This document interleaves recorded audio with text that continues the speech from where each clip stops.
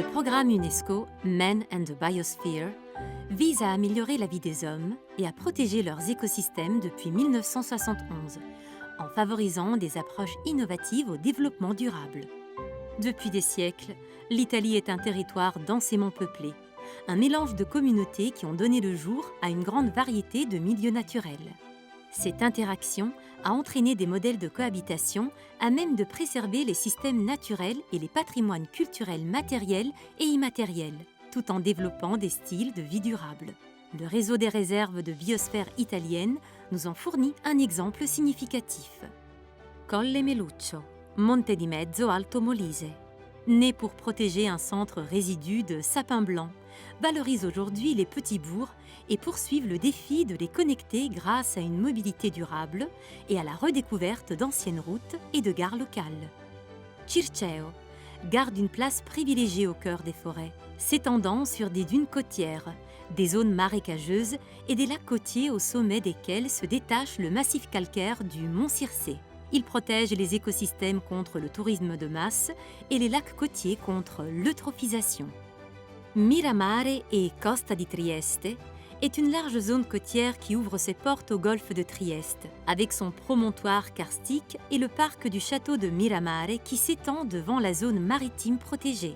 Miramare lutte pour défendre les relations entre l'homme et la mer.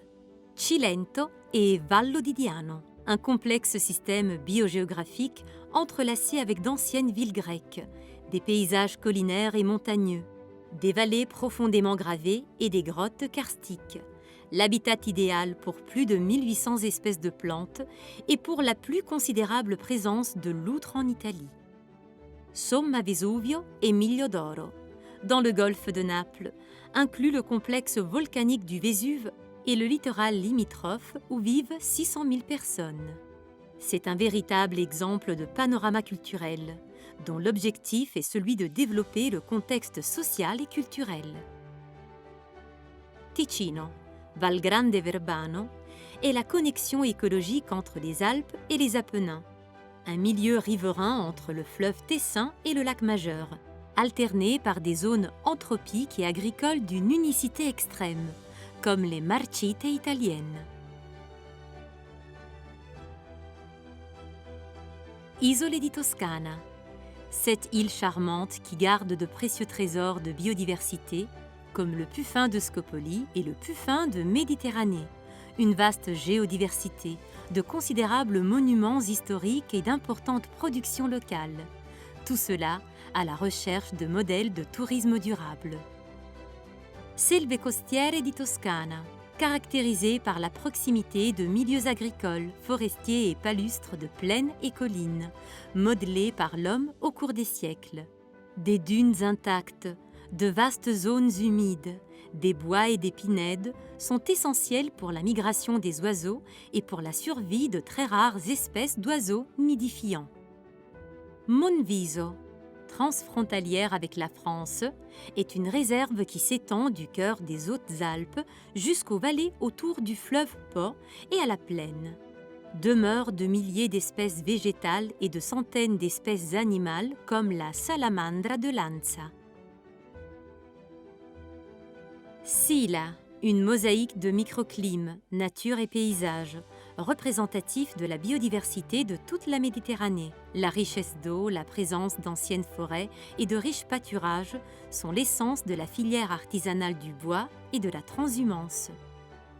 Appennino Tosco-Emiliano, une mosaïque écologique et culturelle sur la crête qui divise le climat continental du climat méditerranéen en abritant de différentes espèces et un riche panier de production agroalimentaire de qualité qui en ont modifié le paysage.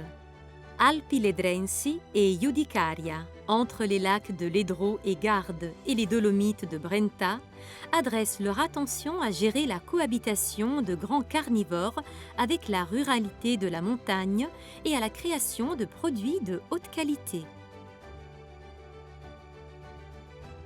Delta del Po, un système lagunaire résultat de l'action sédimentaire à l'embouchure du plus long fleuve d'Italie et du travail de la communauté locale. Cet endroit a été choisi par des centaines d'espèces d'oiseaux, de poissons et de mollusques. un véritable paradis pour l'ornithologie et le cyclotourisme, et pour des activités telles que la pêche, la pisciculture et l'agriculture. Collina Po est la première réserve de biosphère urbaine en Italie, dont la mission est celle d'intensifier les relations entre la zone métropolitaine de Turin et les zones rurales et naturelles des alentours. Caractérisée par des habitats fluviales et collinaires dans lesquels il y a 265 espèces animales et végétales. Tepilora, Rio Posada et Montalbo rassemblent des massifs de différentes origines géologiques, tout près du delta et de prestigieuses zones côtières. Point névralgique en termes de biodiversité méditerranéenne, de richesse culturelle des sites archéologiques nuragiques et de la tradition du canto a tenore. Montepeglia, entre les deux bassins hydrographiques Chiani Paglia et Tibre, abrite flore et faune sur les restes d'un ancien volcan éteint. Riche de sites préhistoriques, archéologiques et historiques, vise à reconstruire le développement des petites entreprises agricoles. Val Camonica, Alto Sebino. Une longue vallée forgée grâce au glacier de l'Adamello, le plus grand d'Italie, débouchant dans le lac d'Iseo. Elle abrite la biodiversité de flore et faune et des espèces sauvages locales liées à la ruralité. De plus, 2 autres candidatures italiennes sont actuellement en cours, le Po Grande et les Alpi Giulie italiane. Dans les dernières années, le réseau MAB italien a redoublé les réserves de biosphère et intensifié ses activités pour contribuer à l'achèvement au niveau local des 17 objectifs de développement durable des Nations Unies. Uomo e natura insieme, homme et nature ensemble. Voilà notre défi.